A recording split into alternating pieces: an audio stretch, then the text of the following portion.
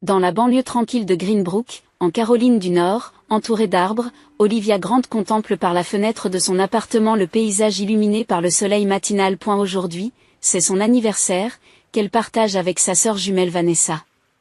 En regardant la date encerclée en rouge sur son calendrier, Olivia pousse un profond soupir. Après avoir terminé son travail habituel à la bibliothèque, Olivia commença à se préparer pour sa soirée. Elle choisit une robe marine simple et se coiffa. Son reflet dans le miroir contrastait avec celui de sa sœur Vanessa. Bien qu'elles soient jumelles, leur personnalité et leur mode de vie sont aussi différents que le jour et la nuit. Olivia a travaillé comme bibliothécaire à la bibliothèque locale pendant 15 ans.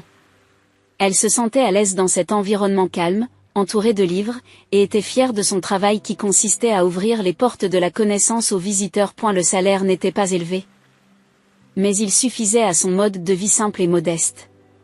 Son appartement était petit, mais c'était un espace paisible, avec des étagères couvrant des murs entiers et des plantes poussant tranquillement près des fenêtres. Pendant ce temps, Vanessa travaillait comme vendeuse dans une boutique haut de gamme du centre-ville. Elle aimait être entourée de marques de luxe et menait un style de vie tape à accent grave l'œil. Son appartement était moderne et spacieux, rempli d'intérieurs parfaits dignes d'Instagram. Olivia, c'est à 7 heures ce soir. Ne sois pas en retard, dit la voix de sa mère Eleanor au téléphone, avec son habituelle pointe d'irritation. Je sais. Le restaurant Blue Ocean, comme d'habitude, n'est-ce pas? Oui, c'est Vanessa qui a réservé. Cette fille semble avoir préparé une merveilleuse surprise. La voix de sa mère s'est soudain éclaircie. Lorsqu'elle mentionnait le nom de Vanessa. Sa voix prenait toujours un ton particulier. Je serai à l'heure.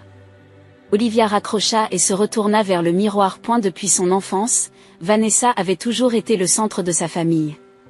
Pour ses parents, Eleanor et Walter Grant, Vanessa était la fierté et la joie, l'étoile brillante de la famille. Même lorsqu'Olivia obtenait d'excellentes notes au collège, c'étaient les activités de pom-pom girl de Vanessa qui dominaient les conversations familiales. Le jour où Olivia a remporté un prix littéraire à l'université, la table du dîner bruissait des discussions sur la participation de Vanessa à un défilé de mode. Même les cadeaux d'anniversaire montraient clairement la différence.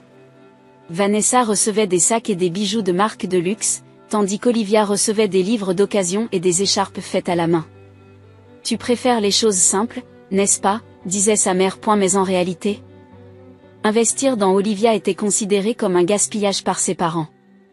Vanessa est notre fils, et tu es la lune, résonnaient les mots de sa mère Eleanor dans sa tête. Bien qu'il s'agisse à première vue d'un compliment, cela signifie en réalité qu'elle est l'ombre à paupières. Même sur les photos de famille, Olivia se tenait à l'écart, tandis que Vanessa et ses parents occupaient le centre. Le regard d'Olivia se posa sur un petit cadre posé sur sa commode. Une photo avec sa grand-mère Dorothy. Elle était la seule personne qui comprenait et appréciait vraiment la valeur d'Olivia. Le temps viendra où l'on reconnaîtra ta vraie valeur, Olivia, disait souvent sa grand-mère en tapotant doucement l'épaule d'Olivia. Grand-mère Dorothy, qui est décédée il y a 5 ans, a passé ses derniers jours dans l'appartement d'Olivia. Alors que ses parents et Vanessa lui rendaient rarement visite, invoquant leur emploi du temps chargé.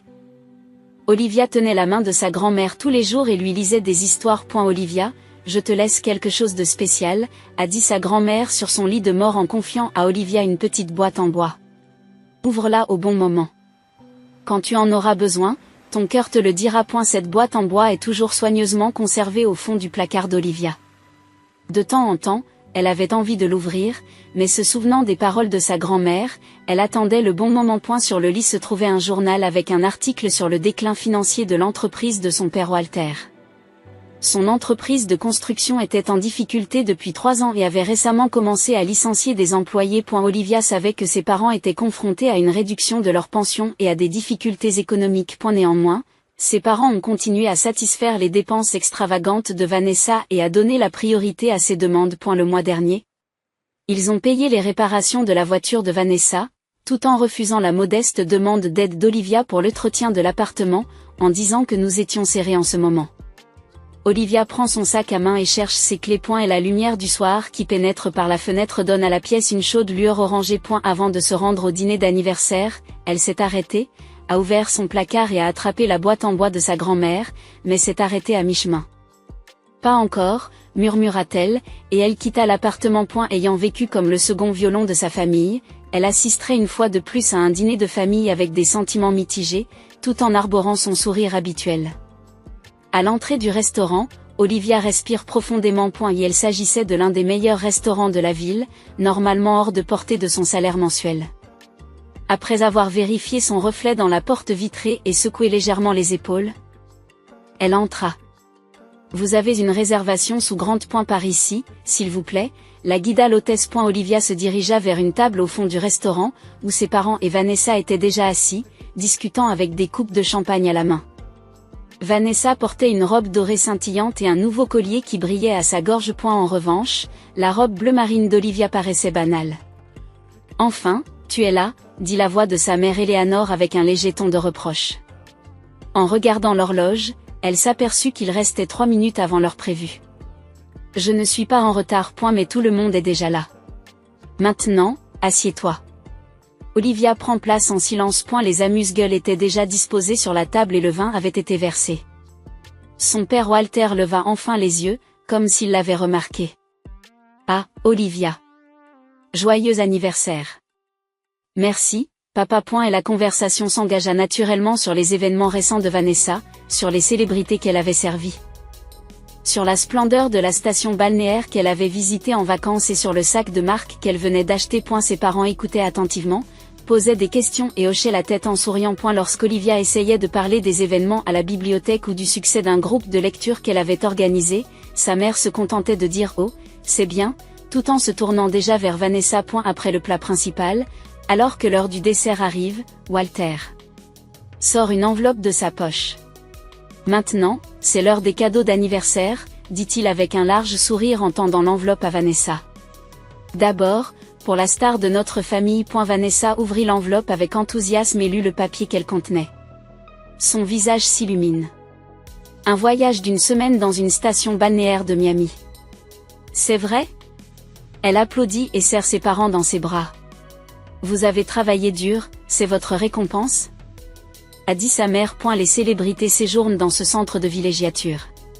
Le spa et la piscine sont incroyables. Notre situation financière, pensa Olivia. Malgré les difficultés de l'entreprise de son père et les pensions réduites de ses parents, ils offraient à Vanessa un voyage coûteux dans un centre de villégiature. Elle n'a rien dit, mais elle a calculé dans sa tête. Ce séjour coûterait l'équivalent de 3 mois de son salaire. Maintenant, pour Olivia, Eleanor sortit une petite enveloppe de son sac à main. Comparée à celle de Vanessa, elle était nettement plus légère et plus fine. Sa mère la tendit à Olivia avec un sourire exagéré. Cela devrait te suffire. Olivia ouvrit tranquillement l'enveloppe. À l'intérieur se trouvait une vieille carte postale du Grand Canyon. Les bords étaient légèrement tordus et la date au dos indiquait qu'elle avait plus de 10 ans. C'est. Tu es une bibliothécaire, fais preuve d'imagination, lui dit sa mère. Regarde la carte postale et fais comme si tu y étais, n'est-ce pas ? Walter rit doucement en signe d'approbation. On peut voyager à travers les livres. Tu es un rat de bibliothèque, après tout. Olivia resta silencieuse, fixant la carte postale. Un serveur qui passait par la fronça les sourcils. L'injustice de la famille lui paraissait évidente. Et, ce n'est pas la carte postale que j'ai reçue quand j'étais adolescente, dit Vanessa, j'allais la jeter parce que je n'en avais plus besoin, mais maintenant c'est devenu un cadeau pour Olivia. Elle rit et regarde Olivia. Pourquoi ne pas profiter de la sensation de voyage avec cette carte postale ? De toute façon, voir la réalité ne te conviendrait pas. Tu as toujours vécu dans le monde des livres, n'est-ce pas ? Olivia a supporté l'humiliation en silence. Depuis 37 ans, elle s'était habituée à un tel traitement. Depuis la mort de sa grand-mère, personne ne la comprenait vraiment. Mais aujourd'hui, quelque chose a changé. À un moment où elle a pris la carte postale, quelque chose en elle a pris une décision. Merci, dit-elle doucement. Qu'est-ce que c'est que ça ? Sa mère se moque de cette politesse soudaine. D'habitude, tu as l'air mécontente. Je ne suis pas mécontente, dit Olivia en souriant. En fait, j'ai aussi des cadeaux d'anniversaire pour vous tous. Tout le monde la regarda avec surprise. Il était inhabituel pour elle de préparer des cadeaux. Normalement, elle offrait tout au plus des cartes faites à la main ou des livres bon marché. Des cadeaux ? De votre part ? Se moque Vanessa. On ne peut pas acheter grand-chose avec le salaire d'un bibliothécaire, n'est-ce pas? Olivia sortit de son sac une petite boîte en bois. C'était ce que sa grand-mère Dorothy lui avait laissé. C'est ce que ma grand-mère m'a laissé. Elle m'a dit de l'ouvrir aujourd'hui. Dorothy, dit Eleanor avec désintérêt. Qu'est-ce qu'elle veut dire? Grand-mère m'a dit de l'ouvrir au bon moment. Poursuit Olivia calmement. Et aujourd'hui, pour notre anniversaire, j'ai pensé qu'il était temps d'ouvrir cette boîte. Ses parents et Vanessa l'observent avec des expressions mêlées de mépris et de curiosité. Pour eux, la boîte contenait probablement de vieux bijoux ou tout au plus un petit livret d'épargne. Cependant, l'expression d'Olivia affichait une force qu'elle n'avait jamais eue auparavant. Elle posa la main sur la boîte en bois et ouvrit lentement le couvercle. Le grain poli reflétait la lumière tamisée et le bruit de l'ouverture de la boîte semblait étouffer les conversations environnantes et le tintement de la vaisselle. À l'intérieur se trouvait une enveloppe jaunie et une petite clé en laiton. Olivia prit l'enveloppe avec précaution et l'ouvrit. C'était une lettre écrite de la main de sa grand-mère Dorothy. Chère Olivia, commença-t-elle à lire tranquillement. Si tu lis cette lettre, c'est que je ne suis plus de ce monde et que tu te trouves à un carrefour important de ta vie. Olivia ferma les yeux un instant. Elle avait l'impression d'entendre la voix de sa grand-mère résonner dans sa tête. La vraie richesse se trouve dans le cœur. Cependant, la richesse extérieure est parfois nécessaire, surtout si elle est utilisée à bon escient. Éléonore l'interrompit avec impatience. Qu'est-ce que cela dit? Est-ce qu'elle t'a laissé un héritage? L'ignorant, Olivia poursuivit sa lecture. Cette clé ouvrira la porte de votre avenir. Vous seul savez comment l'utiliser. De quel type de clé s'agit-il? Vanessa se pencha en avant pour demander. Une lueur de désir apparut soudain dans ses yeux. Il y a quelque chose que cette clé ouvre, dit Olivia à voix basse. Je veux vous montrer quelque chose. Voulez-vous venir dans mon appartement? Maintenant. Walter fronça les sourcils. Il est tard. Pourquoi pas demain? Non, aujourd'hui serait le mieux. Et la voix d'Olivia était douce, mais inhabituellement ferme. Ce soir, c'est notre anniversaire. Grand-mère m'a aussi dit d'ouvrir cette boîte aujourd'hui. Malgré l'air mécontent de ses parents et de Vanessa, ils acceptent de quitter le restaurant et de se rendre à l'appartement d'Olivia. Peut-être pensait-il que la grand-mère avait laissé quelque chose de précieux. Cela faisait au moins 2 ans que les parents d'Olivia et Vanessa n'avaient pas visité son appartement. En entrant dans le petit salon, la famille regarde autour d'elle, mal à l'aise. Asseyez-vous, s'il vous plaît, dit poliment Olivia en se dirigeant vers la cuisine. Elle enlève une partie du plancher, révélant le petit coffre-fort qui avait été caché. Qu'y a-t-il là-dedans? Demanda Vanessa avec méfiance. Olivia sortit la clé de sa grand-mère et l'inséra dans le coffre. Avec un déclic, le couvercle s'ouvrit. À l'intérieur se trouvait un vieux classeur en cuir et une autre enveloppe. Grand-mère m'a dit de faire la même chose chaque semaine. Commença Olivia. En ouvrant le classeur, on découvre des dizaines de vieux billets de loterie bien rangés. Acheter des billets de loterie avec les mêmes numéros chaque semaine. La loterie? Walter renifle. Je ne savais pas que Dorothy jouait. Quel gâchis, se moque Eleanor. Comme si les billets de loterie étaient toujours gagnants. Grand-mère m'a laissé des instructions précises, poursuit Olivia.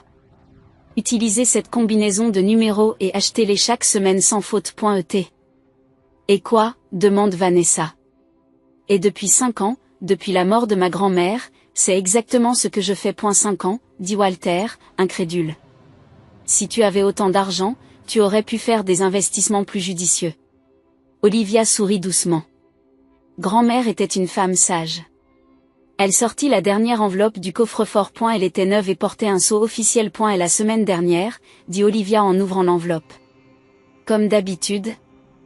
J'ai acheté un billet de loterie et j'ai vérifié les résultats comme d'habitude. Et elle a sorti le papier et l'a montré à sa famille. Il s'agit d'un certificat officiel de gain de loterie. En haut, on pouvait lire, montant du gain, 350 millions de dollars. J'ai gagné la semaine dernière. Les procédures ont déjà été effectuées. Un silence total s'installe dans la salle. Le visage d'Eleanor s'est vidé de ses couleurs. Ses mains se mirent à trembler tandis qu'elle fixait le papier avec incrédulité. Vous plaisantez, balbutia-t-elle. Walter s'enfonça dans son fauteuil, pâlissant. C'est vrai, oui, c'est vrai, répondit Olivia calmement. J'ai choisi le paiement forfaitaire, ce qui donne environ 210 millions de dollars après impôt. 210 dollars. Vanessa ne sait plus où donner de la tête. Elle avait les yeux rivés sur le certificat de gain et sa respiration devenait saccadée. Ses parents sont trop abasourdis pour parler, ils restent assis là. En état de choc. Leur cœur n'arrivait pas à digérer le fait que la fille qu'ils avaient longtemps sous-estimée et traitée comme un second choix avait soudain acquis une immense richesse. Mais nous sommes de la même famille, s'exclama soudain Vanessa. Sa voix était d'une douceur inouïe. Nous sommes sœurs, alors nous allons partager, n'est-ce pas? Moitié-moitié, ce serait juste, non? Olivia garda son sourire doux et secoua la tête. J'ai déjà décidé de l'utilisation de l'argent. Qu'est-ce que tu veux dire par là? Demanda Eleanor de façon hebdomadaire. Nous sommes tes parents. Tu as l'obligation de nous aider. Obligation? Pour la première fois, la voix d'Olivia devient froide. Pendant 37 ans, j'ai été la seconde dans votre famille. Si Vanessa était le fils, j'étais la lune. Toujours une ombre. Ce n'est pas vrai. Eleanor le nie désespérément. Nous t'aimions aussi. C'est juste que Vanessa était spéciale. Spéciale? Olivia l'a interrompu. Les cadeaux de ce soir racontent toute l'histoire. Un voyage de luxe pour Vanessa, une vieille carte postale pour moi. C'était une blague, dit sa mère d'une voix tremblante. Une blague, les larmes montent aux yeux d'Olivia, mais elles ne tombent pas. À chaque Noël, à chaque anniversaire, à chaque remise de diplôme, c'était toujours la même chose. Walter se prend la tête dans les mains. Nous avons eu tort. S'il te plaît, pardonne-nous. Seulement maintenant, demande Olivia à voix basse. Parce que j'ai reçu une grosse somme d'argent. Un silence pesant s'abattit sur la pièce. Ses parents fixent le sol, incapables de répondre. Leur culpabilité et leur regret pesaient lourdement dans l'air. Vanessa a complètement changé d'attitude. Elle se leva de sa chaise et s'approcha d'Olivia. Ma sœur, nous sommes sœurs, n'est-ce pas, dit-elle d'une voix douce. J'ai peut-être dit des choses terribles. Mais c'était une bêtise d'enfant. Ce sera différent à partir de maintenant. Olivia regarda Vanessa droit dans les yeux. Elle pouvait voir qu'il n'y avait pas de véritable remords, seulement du désir. Vanessa, qu'as-tu dit aujourd'hui au restaurant? Demanda Olivia à voix basse. Pourquoi ne pas profiter de la sensation de voyage avec cette carte postale? Voir la réalité ne te conviendrait pas. C'est ce que tu as dit, n'est-ce pas? Vanessa ne sait plus où donner de la tête. Les mots qu'elle avait prononcés il y a quelques heures à peine lui transperçaient le cœur. Parlons de l'utilisation de l'argent, dit Olivia sans détour. Mais c'est pour un autre jour. Il se fait tard ce soir. Attendez, s'écria Vanessa avec anxiété, mais Olivia avait déjà commencé à se diriger vers la porte. Rencontrons les avocats et les conseillers financiers dans une semaine. Je vous ferai part de ma décision à ce moment-là. Ses parents et Vanessa se sont levés, l'air hébété. Leurs pas étaient lourds, comme s'ils étaient somnambules. Tout en se dirigeant vers la porte, Eleanor ne cessait de se retourner, regardant Olivia avec une expression suppliante qu'elle n'avait jamais montrée auparavant. Lorsque la porte s'est refermée, Olivia a poussé un profond soupir. Elle ramassa la photo de sa grand-mère et contempla son doux sourire. Grand-mère, tu savais, n'est-ce pas? Murmure-t-elle. Qu'un jour, ce jour viendrait. Une semaine plus tard, l'appartement d'Olivia s'était transformé en un espace ordonné. Son salon, normalement rempli de piles de livres et de plantes, était désormais équipé d'une grande table de conférence. Et la lumière de l'après-midi qui traversait les fenêtres donnait à la pièce une atmosphère solennelle. D'un côté de la table, Olivia est assise avec son avocat, Clive Martin, et sa conseillère financière, Sarah Chin. En face d'eux, ses parents Eleanor et Walter, ainsi que Vanessa, sont assis, l'air anxieux. Commençons à l'heure, dit Clive d'une voix grave. C'est un homme posé d'une cinquantaine d'années, vêtu d'un élégant costume gris. Madame Olivia Grant m'a accordé les pleins pouvoirs en ce qui concerne la gestion de ses actifs. Aujourd'hui, nous allons expliquer le plan. Et la semaine dernière, une tempête s'est abattue sur la famille Grant.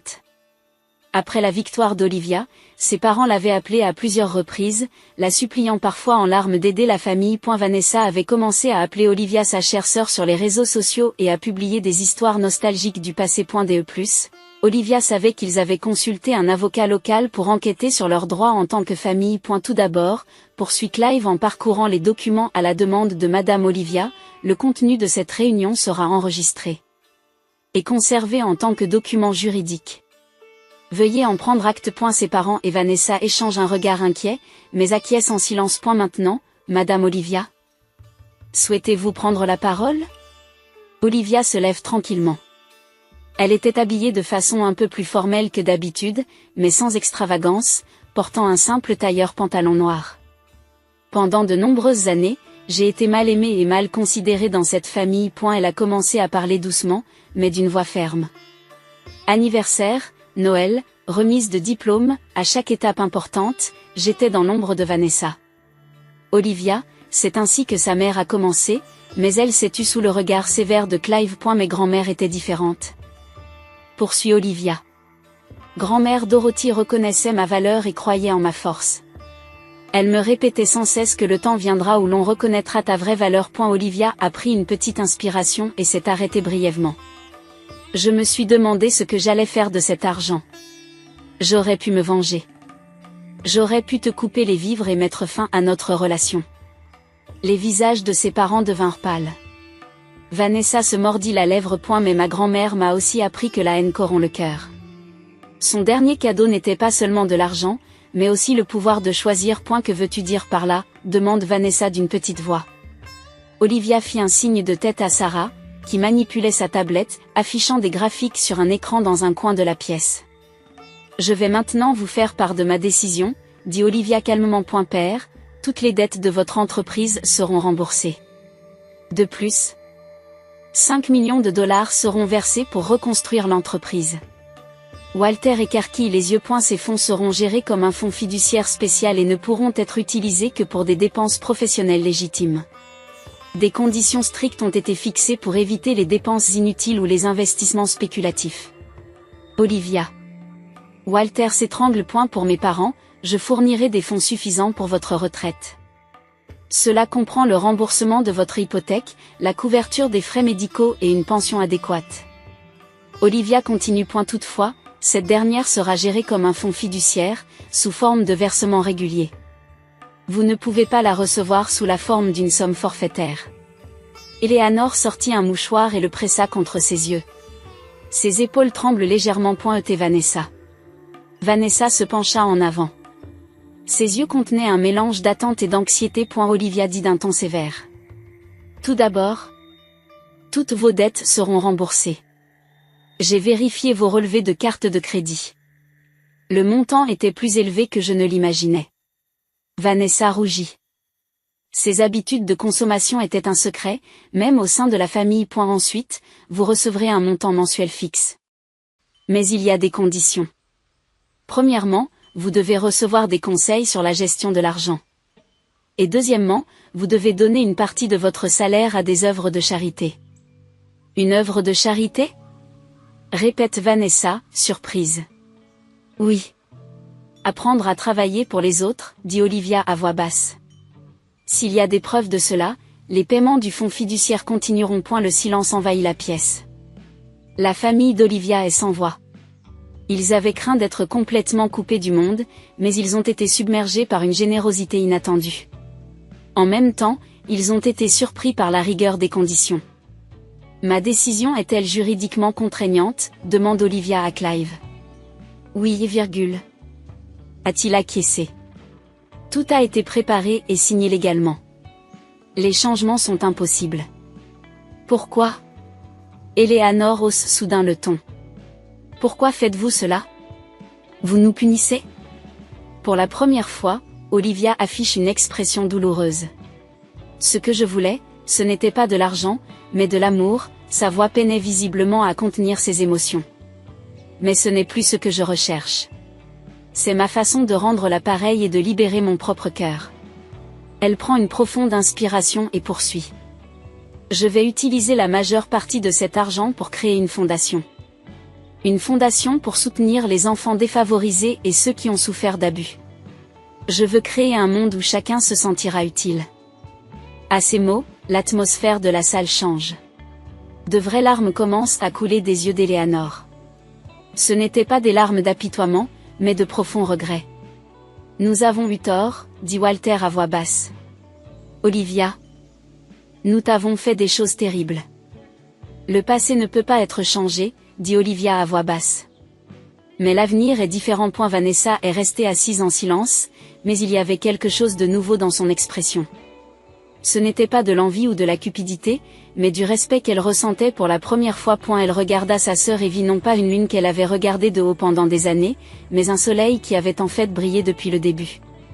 La réunion est terminée, dit Clive en refermant les documents. Alors que la famille se dirigeait vers la porte, Olivia les appela. Les activités de la fondation commenceront la semaine prochaine. Si vous êtes intéressé, n'hésitez pas à venir voir. Sa voix portait un faible écho de la nostalgie qui avait été réprimée pendant des années. Et il ne s'agissait pas d'un désir d'amour, mais d'un espoir, petit mais fort, de compréhension et de réconciliation.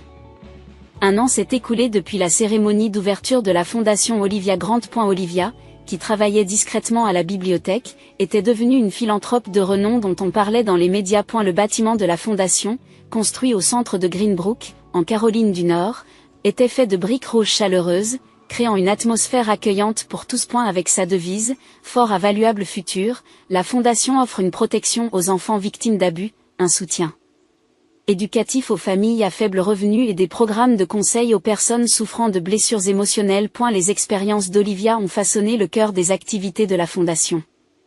Je veux créer un monde où chacun se sent valorisé. Ces mots ont fait l'objet de reportages dans les médias nationaux et ont touché le cœur de nombreuses personnes. Elle a continué à donner de l'espoir, non seulement par ses dons, mais aussi en interagissant avec les enfants et en partageant ses propres expériences. Eleanor et Walter Grant ont suivi de loin les activités d'Olivia. Au début, ils ne pouvaient pas la rencontrer directement à cause de la honte et des regrets, mais avec le temps, leur cœur a commencé à changer. L'entreprise de Walter a été reconstruite et il a considérablement modifié son attitude à l'égard de ses employés. Eleanor a commencé à faire du bénévolat au centre local pour personnes âgées, apprenant pour la première fois à consacrer du temps aux autres. Et Vanessa. Sa transformation a été la plus remarquable. Le travail bénévole qu'elle avait commencé à contre-cœur pour répondre aux exigences du fonds fiduciaire conditionnel était devenu une partie importante de sa vie. Elle a commencé à travailler pour la fondation d'Olivia, excellant particulièrement en tant que mentor pour les jeunes qui se sentaient comme des ombres. Elle aimait toujours les vêtements de marque de luxe. Mais ses yeux avaient désormais une profondeur qu'ils n'avaient pas auparavant. 2 semaines avant Noël, Olivia a pris une décision inattendue. Elle a invité ses parents et Vanessa à la fête de Noël annuelle de la fondation. Et la salle était décorée d'un grand sapin de Noël et grouillait d'enfants soutenus par la fondation et de leurs familles. Merci d'être venus. Olivia salue ses parents et Vanessa, qui se tiennent nerveusement à l'entrée. Il n'y avait aucune froideur dans sa voix, seulement une force tranquille. Nous ne pouvons pas changer le passé, mais nous pouvons créer l'avenir. À ces mots, les yeux d'Eleanor se remplirent de larmes. Walter acquiesça silencieusement, semblant voir sa fille pour la première fois. Vanessa s'avança et prit doucement la main de sa sœur. Merci de m'avoir enseigné, dit-elle doucement. Olivia comprit le sens de ces mots. Ce soir-là, toute la famille s'est retrouvée pour la première fois sur un pied d'égalité. Même s'ils ne s'étaient pas réconciliés complètement, c'était le début d'une nouvelle relation. Quelques mois plus tard, un autre anniversaire est arrivé. Cette année, la célébration n'a pas eu lieu dans un restaurant chic ou dans la maison des parents, mais dans la cour de la fondation. Des tables simples ont été dressées et une fête réconfortante a été organisée avec les enfants de la fondation. Vanessa, qui est désormais un membre important de la fondation, a lancé son propre programme. Ce que j'ai appris de ma sœur, c'est que la richesse du cœur est plus importante que l'éclat extérieur, a-t-elle déclaré dans son discours, en souriant aux personnes rassemblées. Son ancienne arrogance avait disparu, remplacée par une véritable confiance qui émanait d'elle. À la fin de la fête, Olivia retourne seule à son bureau. Regardant la photo de sa grand-mère Dorothy, elle sourit doucement. J'ai trouvé la vraie richesse dont tu m'as parlé. Le coucher de soleil qui traverse la fenêtre illumine sa silhouette. Autrefois appelée la lune, elle brillait désormais de sa propre lumière. Et cette lumière continue d'éclairer les autres.